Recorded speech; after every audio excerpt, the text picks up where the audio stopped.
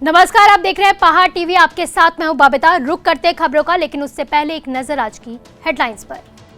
2 दिवसीय दौरे पर टिहरी पहुंचे महामहिम अधिकारियों के साथ करेंगे समीक्षा बैठक।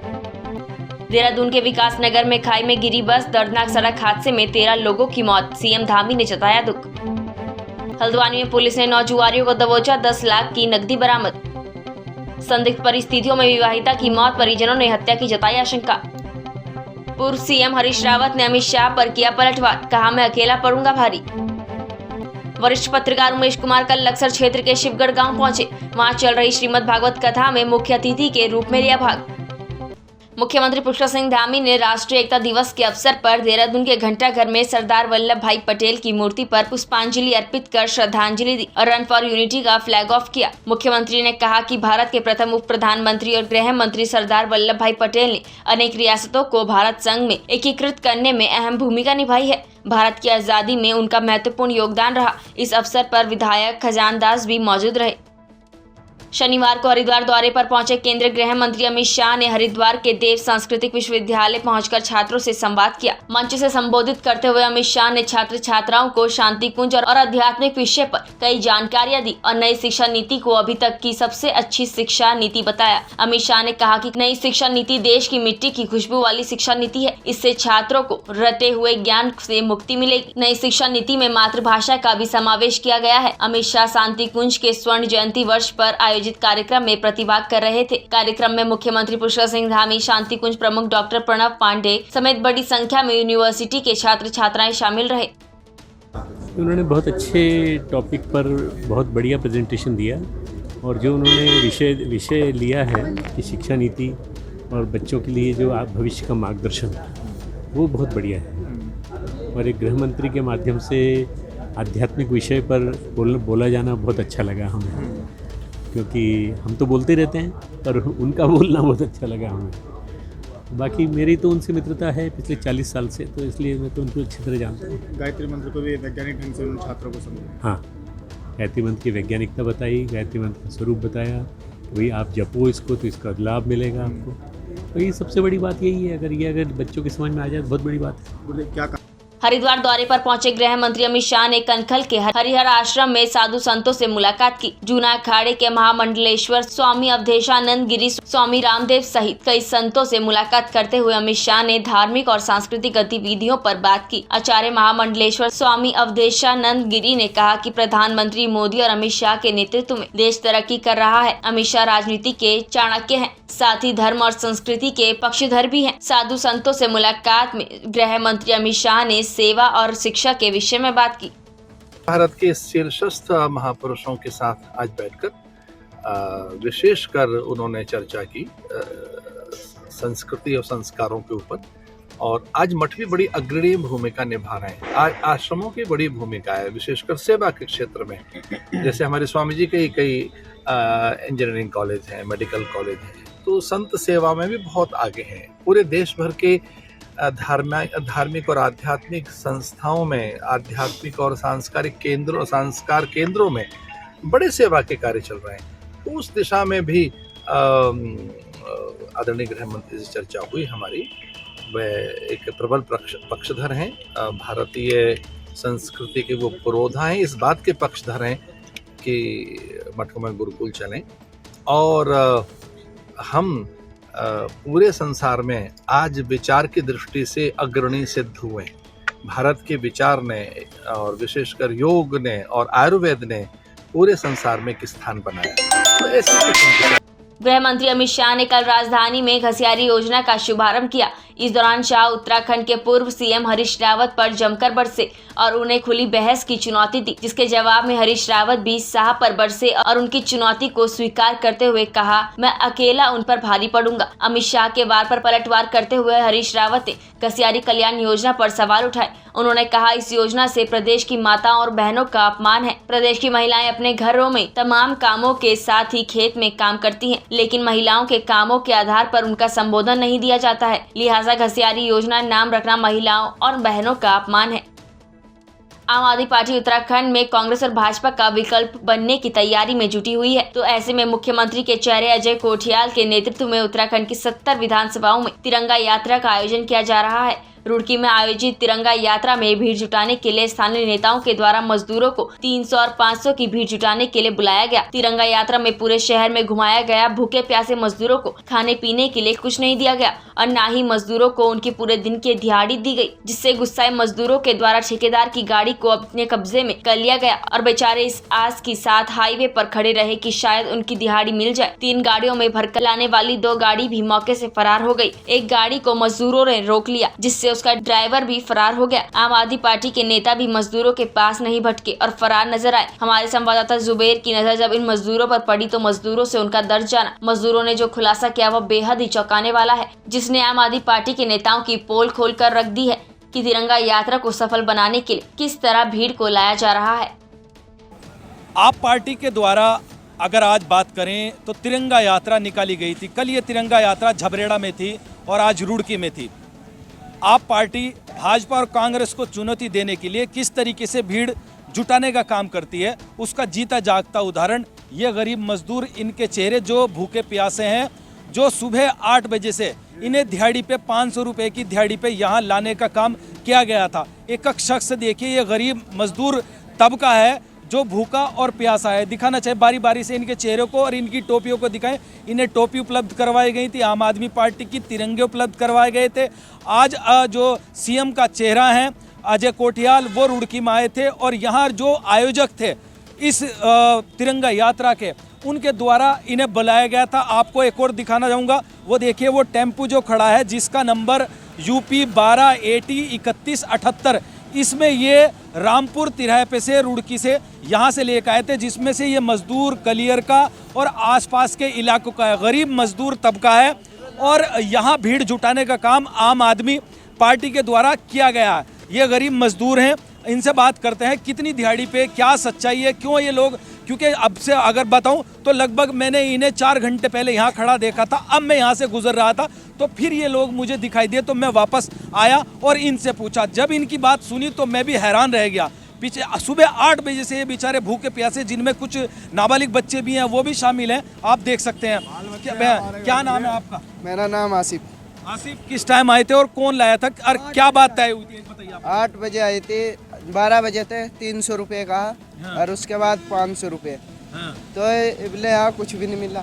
हाँ। कौन लेकर आया था? ये किसकी पार्ट, कौन आया था? यहाँ गड्डी, वो कार खड़ी हुए आए थे। कितने पैसों में तय करा था, कितने लोग आए थे? 12 बजे तक 300 रुपये। 12 बजे तक 300 रुपये। उसके बाद 500 रुपये। 500 रुपये जी। अच्छा, तो कितने लोग आए थे टोटल आप? 85-88 लोग। ये देखिए, इन मजदूरों का कहना है कि ये आम आदमी पार्टी जो तिरंगा यात्रा आज निकाली गई थी, तिरंगा यात्रा जो निकाली गई थी, उससे दिहाड़ियों पे भीड़ को जुटाने का काम किया गया। जिस तरीके से आम आदमी पार्टी फ्री का लॉलीपॉप गरीब मजदूरों को देने का काम उत्तराखंड में लगातार रिझाने का काम कर रही है। देखिए, गरीब मजदूर आज अपनी दिहाड़ी छोड़ के इस लालच में आए थे कि उन्हें पैसा मिलेगा, लेकिन अब ये उस पैसे को जो 500 रुपये और 300 रुपये के लालच में यहाँ आए थे, उन्हें अपनी रैली पूरी कराने के बाद यहाँ छोड़ दिया गया और बाकायदा टेम्पू में लाने का काम किया गया था। बताइए, पूरी बात बताइए। अरे बाबूजी, टेम्पू छोड़कर भाग गए वो, ठेकेदार भाग गए और कहना। वरिष्ठ पत्रकार उमेश कुमार को हुई ब्लैकमेलिंग के मामले में उमेश कुमार हुए गिरफ्तार। इस तरह का वीडियो सोशल मीडिया पर वायरल हो रहा है। इसके पीछे कौन लोग हैं, उनकी मंशा क्या है, वह क्या चाहते हैं, अपने आप में एक बड़ा सवाल है। आपको बता दें, ये वीडियो 4 साल पुराना है, जिस दौरान पत्रकार उमेश कुमार के ऊपर फर्जी ब्लैकमेलिंग का आरोप लगाकर उनको बड़ी चालाकी से गिरफ्तार कराया गया था। यह उस समय की एक निजी चैनल द्वारा चलाई गई एक खबर की कटिंग उमेश कुमार के विरोधियों द्वारा चलाई जा रही है, जबकि इस मामले में वरिष्ठ पत्रकार उमेश कुमार पर ब्लैकमेलिंग का कोई दोष सिद्ध नहीं हुआ, उनको बाइज्जत बरी कर दिया गया था। आपको फिर बता दें कि इस समय वरिष्ठ पत्रकार उमेश कुमार खानपुर विधानसभा के अलग अलग गांव में जनसंपर्क अभियान में जुटे हैं। खुद पत्रकार उमेश कुमार ने बताया कि वह इस समय खानपुर क्षेत्र का दौरा कर रहे हैं और ये पुरानी खबर की एक कटिंग सन 2018 की है, जो उनके विरोधियों द्वारा चलाई जा रही है। मैं खानपुर विधानसभा क्षेत्र से निकलता हुआ लक्सर के बीच में से इधर आता हुआ, और अभी ये जो है एक रेस्टोरेंट है, एक पीछे खालसा टेलीकॉम, मुझे लगता है जेल में भी शायद मोबाइल की दुकानें खुल गई हैं और जेल के बीच में से सड़क भी जाती है, तो ये उसी जेल में हूँ। ये कौन लोग हैं जिस तरह बर्बादी कर रहे हैं, क्या? देखिए क्या है कि जब लोगों के पास कोई मुद्दा नहीं होता तो वो उल्टी सीधी बातें मीडिया, सोशल मीडिया के माध्यम से फैलाने का प्रयास करते हैं। सन 2018 में क्या हुआ था क्या नहीं हुआ था ये तो मैं 3 दिन पहले अपनी वॉल पे लिख चुका हूँ। तो एक बार मेरी वॉल पर जाइए और पढ़िए, आपको पता लग जाएगा हमारा इतिहास। जिस गिरफ्तारी की वो बात कर रहे हैं, उस गिरफ्तारी के बाद तो कितनी बड़ी कानूनी लड़ाई हुई है वो पूरा देश जानता है। हाई कोर्ट से लेकर सुप्रीम कोर्ट तक लड़ाइयाँ लड़ी गई।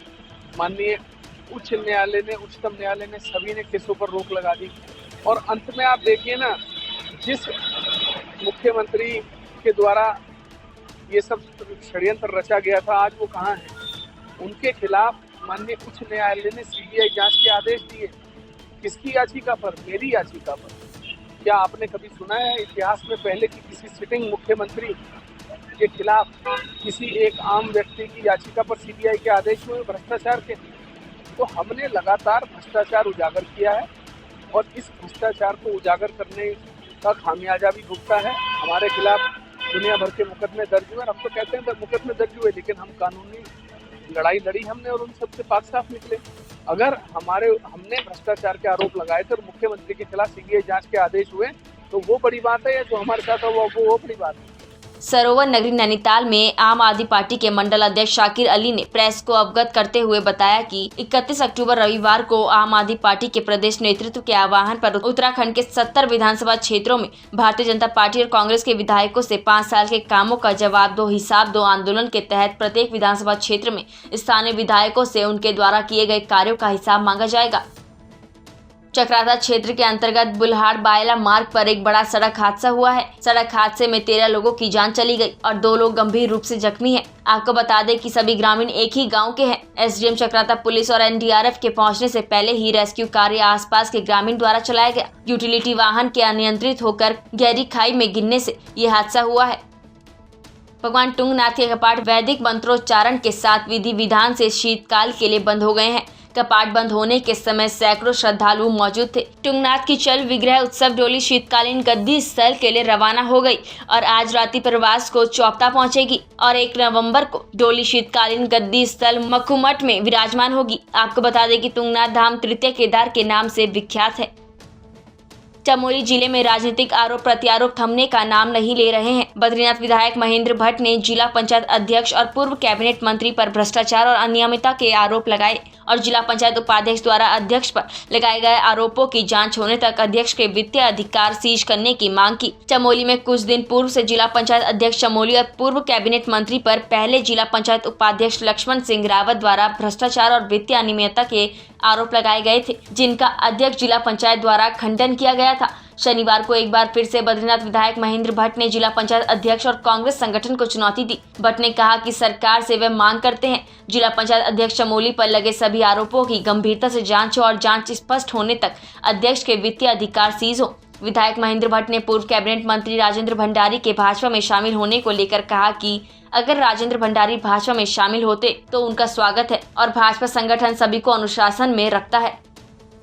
हाई कोर्ट ने कोई क्लीन चिट नहीं दी है, उसमें टेंडर प्रक्रिया का उल्लंघन हुआ है।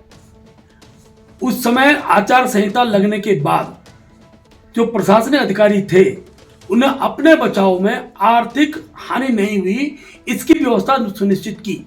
आज जिला पंचायत को बताना चाहिए कि जिनके टेंडर हुए थे, जिनके खुले थे, जो उसकी अर्हता रखते थे, उनको काम न देने के क्या कारण थे? क्या वो जिला पंचायत के रजिस्टर्ड ठेकेदार नहीं थे?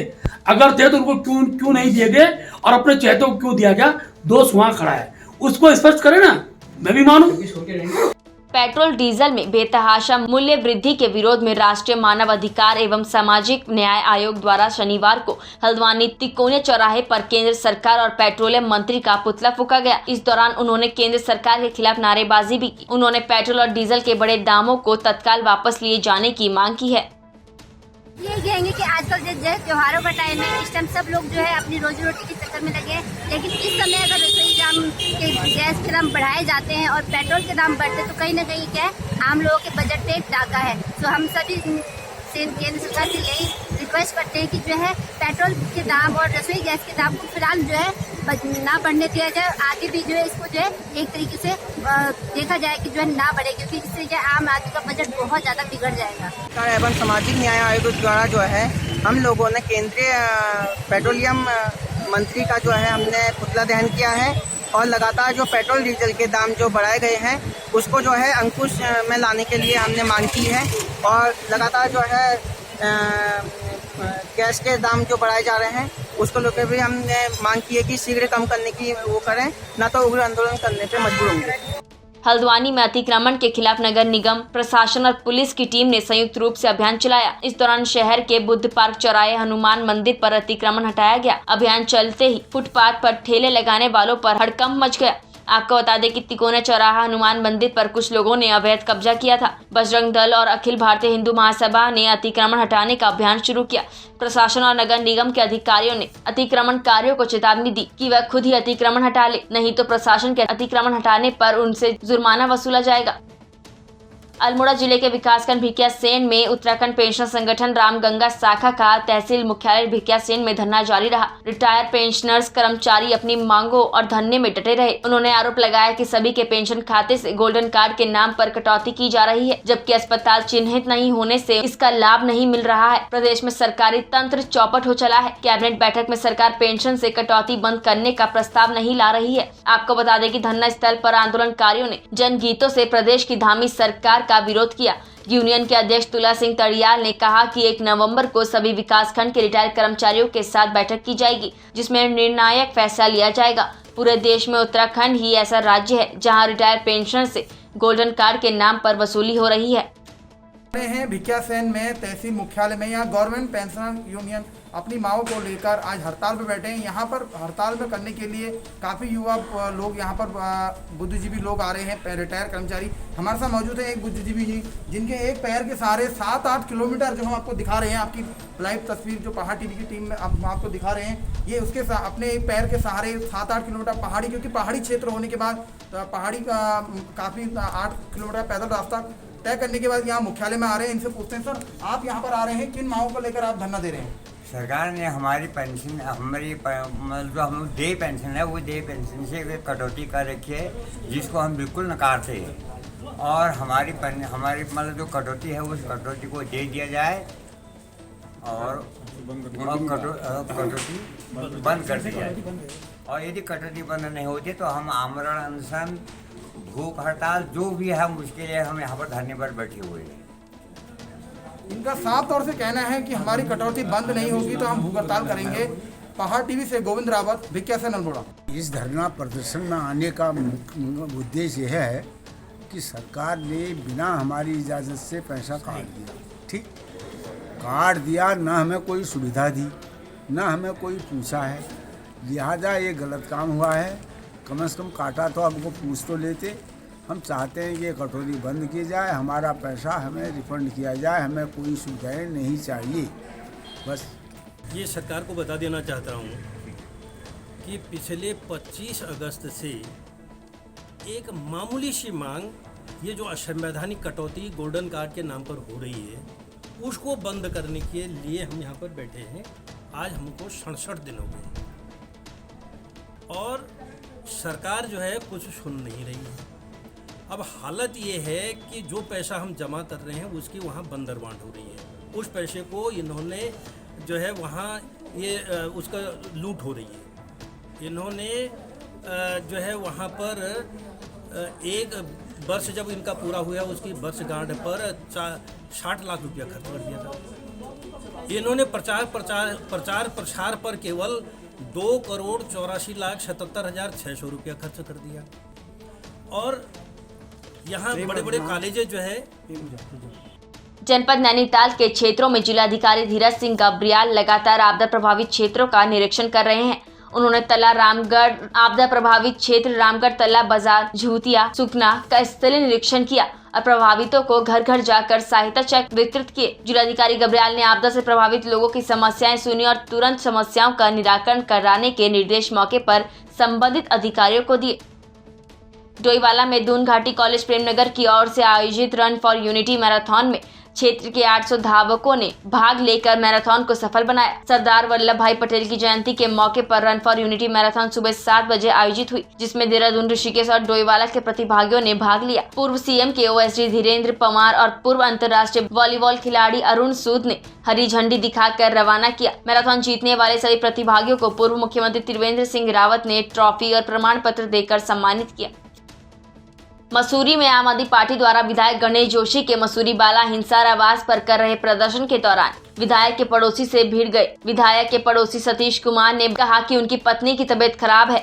ऐसे में आम आदमी पार्टी के कार्यकर्ता लाउडस्पीकर में जोर जोर से चिल्ला रहे हैं, जिससे उनको काफी असुविधा का सामना करना पड़ रहा है, जिसको लेकर उन्होंने आम आदमी पार्टी से लाउडस्पीकर पर न चिल्लाने का आग्रह किया, जिसको लेकर आम आदमी पार्टी के कार्यकर्ता भड़क गए और कहने लगे कि वह भाजपा का चमचा है और उनके साथ हाथापाई करने लगे। उन्होंने कहा कि वह किसी पार्टी के नहीं है, उनकी पत्नी की तबीयत खराब है, जिसको लेकर उनके द्वारा विरोध किया गया, लेकिन आम आदमी पार्टी के कार्यकर्ताओं द्वारा मारपीट और अभद्रता करने की कोशिश की गई। पुलिस द्वारा हस्तक्षेप कर मामले को शांत कराया गया। कौन है आप? मैं पार्टी का भी नहीं हूँ। आवाज है, यहाँ नहीं है ना वो यहाँ। आइए आपका रोजगार दे दिया, आपको रोजगार दे दिया सरकार ने, आपका कर दिया सब। देखिए भारतीय जनता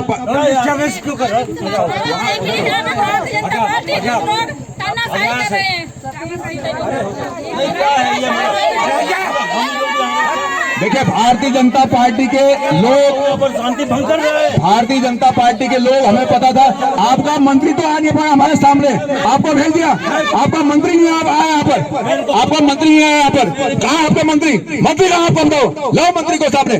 मंत्री कहाँ है? गणेश जोशी जी के चमचे नहीं चलेंगे यहाँ पर। कहाँ आपका मंत्री? कहाँ मंत्री है? कहाँ विधायक है? कहाँ विधायक है? कहाँ विधायक? कहाँ विधायक मंत्री? कहाँ मंत्री आपका? छुप गया मंत्री, छुप गए। मंत्री कहाँ छुपे? मंत्री कहाँ छुपे? मंत्री कहाँ छुपे? मंत्री कहाँ छुप गया? मंत्री। कांग्रेस ने पूर्व प्रधानमंत्री स्वर्गीय इंदिरा गांधी और भारत रत्न सरदार वल्लभ भाई पटेल को याद किया। कांग्रेस के जिला परवादून कार्यालय डोईवाला में घोषणा आयोजित की गई, जहां पूर्व कैबिनेट मंत्री हीरा सिंह बिष्ट के साथ कांग्रेस जिला अध्यक्ष गौरव चौधरी और तमाम कांग्रेसी मौजूद रहे। THDC द्वारा की भर्ती के लिए आज परीक्षा आयोजित करवाई गई थी, लेकिन परीक्षा केंद्रों पर भारी अनियमितताएं पाई गई, जिसके चलते अभ्यर्थियों ने परीक्षा नियंत्रक पर कई सवाल उठाए हैं। परीक्षार्थियों ने आरोप लगाए हैं कि समय पर परीक्षा शुरू नहीं हुई। वहीं सभी केंद्रों पर एक साथ परीक्षा पत्र ऑनलाइन माध्यम से एक समय पर कंप्यूटर पर नहीं खुल पाया। वहीं एक ही केंद्र पर अभ्यर्थियों के प्रश्न पत्र एक समय पर नहीं खुले, जिसके बाद अभ्यर्थियों ने इस परीक्षा को लेकर भारी विरोध किया। पहाड़ टीवी में फिलहाल के लिए बस इतना ही। उत्तराखंड की बड़ी और तमाम खबरों के लिए आप देखते रहिए पहाड़ टीवी। नमस्कार। है बेखौफ उम्मीद का रंग।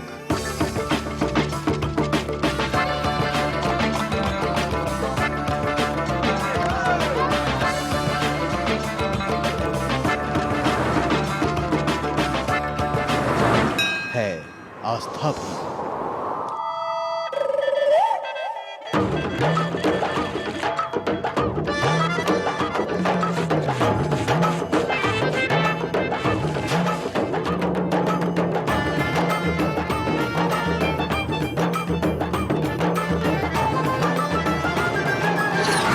ये है मेरा उत्तराखंड।